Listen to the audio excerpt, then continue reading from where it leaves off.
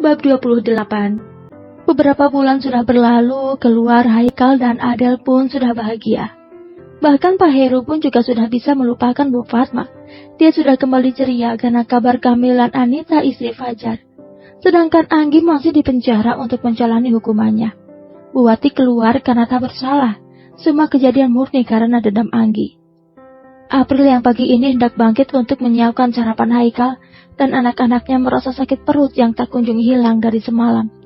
April sebenarnya ingin membangunkan Haikal, tapi merasa kasihan dengan suaminya itu, karena beberapa hari ini Haikal sibuk sekali di kantor. Tapi pagi ini dia benar-benar tak bisa menahan rasa sakitnya lagi, membuat April menggigit bibir bawahnya dan mengelus pelan perutnya. "Mas," panggil April lirih. "Mas," ulangnya karena Haikal tak kunjung bangun. April meremas spray dengan satu tangannya, karena tak bisa lagi menahan rasa sakit. Sedangkan satu tangannya mencengkeram lengan Haikal, hingga lelaki tapat itu terbangun. "Kenapa sayang?" tanya Haikal khawatir. Dia melihat wajah pucat April. "Sakit mas," ujar April lemah. Haikal segera bangkit dan mendekat untuk menggendong April. Sepertinya dia tahu kalau April saat ini akan segera melahirkan. Karena seminggu yang lalu mereka sudah periksa ke dokter kandungan. Haikal segera mengangkat tubuh April dan berteriak memanggil papanya. "Pa, Papa!" Pekik Haikal. Papa Heru segera keluar kamar saat mendengar teriakan anak sulungnya itu. "Kenapa April, Kal?" tanya Pak Heru. "Sepertinya April akan melahirkan, Pak. Tolong jaga Satria dan Vino di rumah, Pak. Aku harus membawa April ke rumah sakit," jawab Haikal dan diangguki Pak Heru. "Pak, pinta Bibi menyusulku. Bawa semua persiapan April di kamar," pekik Haikal sebelum pergi. Haikal terlihat cemas melihat kondisi April yang sepertinya sangat lemah. Perempuan itu terus menggigit bibir bawahnya. Menahan rasa sakit, Haikal bisa merasakan apa yang dirasakan oleh istrinya ini. Karena dari tadi April mencengkeram kuat lengannya, membuat Haikal pun sesekali meringis kesakitan. Tapi sebisa mungkin dia tahan. "Tahan sayang, sebentar lagi sampai," ujar Haikal mempercepat laju kendaraannya. Sesampainya di rumah sakit, Haikal segera membopong April dan menidurkannya di ranjang rumah sakit. "Tolong dok, istri saya mau melahirkan," ucap Haikal panik. Meskipun dia pernah menemani Karin melahirkan dulu, Haikal tak bisa terlihat tenang. Haikal terus mengusap kepala April lembut dan menggenggam tangannya. Perhatian yang ditunjukkan Haikal membuat April sedikit tenang. Dulu saat melahirkan, Vino mantan suaminya tak seperti ini. Justru malah membiarkan ibunya yang mengurusi semua keperluannya. Jauh berbeda dengan Haikal saat ini. Setelah diperiksa ternyata bukan April. Sudah cukup dan dia dipindahkan ke ruang bersalin. Semua alat pun sudah disiapkan. April menarik nafas panjang. Beberapa tahun yang lalu dia melahirkan Vino, dan kini berjuang kembali untuk melahirkan anak keduanya.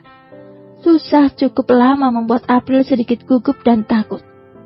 "Kita mulai ya bun. Tarik nafas, buang perlahan," instruksi dokter. "Pelan saja jika ibu merasa gugup," lanjut sang dokter lagi.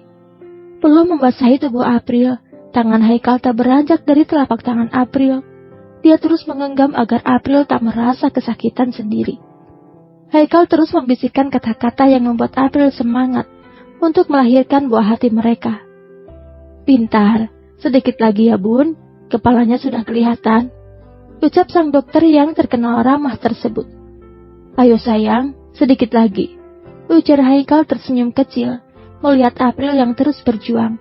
Di balik sisi lembeknya April adalah wanita kuat yang melahirkan anaknya tanpa mengeluh sedikit pun. Cukup lama perjuangan April, akhirnya tangisan bayi pun menggema di ruangan, membuat Haikal dan April merasa lega.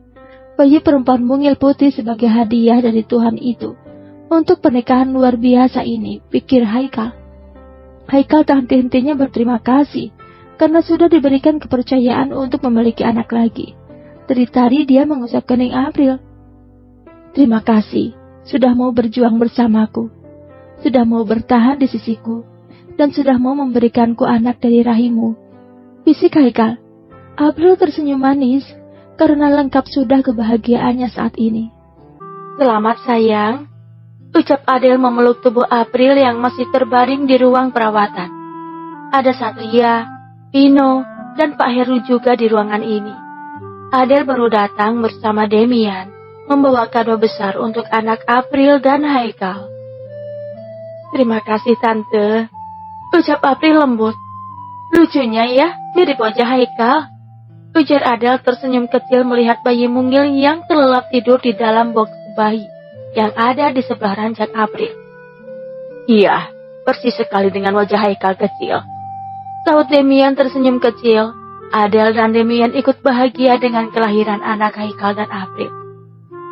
Pasti Papa akan bertambah repot nantinya mengurusi 3 cucu. Satria dan Vino saja sudah menguras tenaga Papa, ujar Haikal. Tidak, Papa suka anak-anak, serasa hidup kembali dunia Papa. Adanya Satria dan Vino, Papa merasa mengurus kamu dan Fajar saat kecil, ucap Pak Heru mengusap kepala cucunya ini bergantian. Kalau yang ini Papa belum tahu, karena Papa tidak memiliki anak perempuan, lanjut Pak Heru.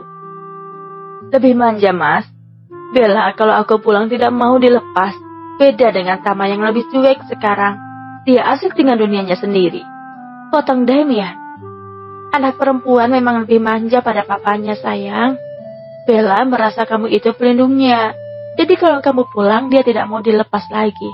Takkan takut kamu pergi meninggalkannya. Jelas Adele tersenyum manis.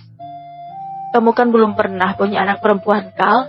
Siap-siap saja dengan tingkah manjanya nanti. Belum lagi manja mamanya. Ada rasa lelah, tapi juga happy, ucap Demian pada Haikal. Fajar sama Anita mana? Kok gak kelihatan? Tanya Adele yang memang tidak melihat sepasang suami istri itu. Fajar sedang menemani Anita cek kehamilannya hari ini. Palingan sore nanti kemari atau langsung ke rumah, jawab Pak Heru yang sedang asik bermain dengan 2 cucu lelakinya. Siapa nama adiknya Satria? Sudah ada namanya? Tanya Demian. Satria yang merasa namanya dipanggil menatap papanya. Dia belum tahu siapa nama adik perempuannya ini. Iya, sudah ada namanya, Vino. Satria dan Vino menggelengkan kepala serentak, karena memang belum mengetahui nama adik perempuan mereka. Anissa Nur Azizah, dia yang memberikan cahaya pada keluarga kita, ujar Haikal menatap wajah bayi imut tersebut. Pak Heru ikut bahagia dengan kelahiran cucu perempuannya ini. Semoga setelah ini kelahiran anak Fajar juga berjalan lancar. Meskipun tiada Bu Fatma, kebahagiaan keluarga mereka tak berkurang. Papa berharap dengan kejadian di masa lalu bisa merubah pribadi kalian semua lebih baik lagi. Untuk Demian, jaga Adele, hingga maut memisahkan kalian. Begitu juga dengan Haikal. Cukup sudah April yang menjadi istri terakhirmu. Semoga kalian semua diberkati dan diberikan kebahagiaan, ujar Pak Heru menatap satu persatu keluarganya. Doa yang sama untuk Papa. Kami juga berharap Papa bahagia. Dan jika Papa memiliki pilihan saat ini, dengan senang hati kami merestuinya. Goda Haikal dan diiringi tawa yang lainnya membuat Pak Heru juga ikut tersenyum. Belum terpikir di benaknya untuk menikah lagi saat ini. Karena setelah kematian Bu Fatma, membuat Pak Heru lebih banyak menghabiskan waktu bersama cucunya daripada memikirkan pendamping hidup. Iya Pak, jika Bapak punya pilihan lain tidak masalah. Mana tahu Satria dan Vino punya oma muda, goda Adele. April sedikit heran mengapa Adele memanggil Pak Heru dengan sebutan Papa. Tapi April juga tak ingin mencari tahu lebih jauh. Dia tak ingin mengungkit masa lalu yang sudah tertutup rapat. April berusaha berpikir positif, mungkin saja Adele memang lebih dekat dengan Pak Heru sebelum menikah dengan Demian.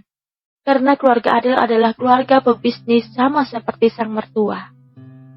Untuk saat ini, Bapak belum kepikiran mencari ganti almarhumah mamamu. Biarkan waktu mengalir begitu saja.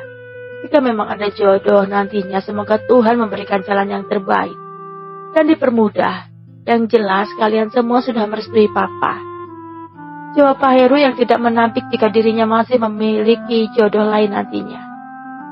Iya Pak, semua mendukung Papa asalkan Papa bahagia, tahu Haikal karena dia tahu perjalanan hidup papanya. Selama menikah dengan mamanya, Pak Heru tak pernah mendapatkan kebahagiaan. Begitu juga Demian, yang seakan tahu perasaan kakak satu-satunya ini. Demian mendekat pada Pak Heru dan menepuk pundak kakak lelakinya ini pelan. Apa perlu aku yang mencarikan, Mas? Kali ini Demian juga ikut menggoda Pak Heru. Tidak perlu, Masmu ini cukup tampan dan masih bisa mencari sendiri. Timpal Pak Heru menanggapi candaan Demian, membuat semua tersenyum kecil. Kalau begitu, buktikan kalau Masku ini masih memiliki pesona yang kuat. Tidak sekarang.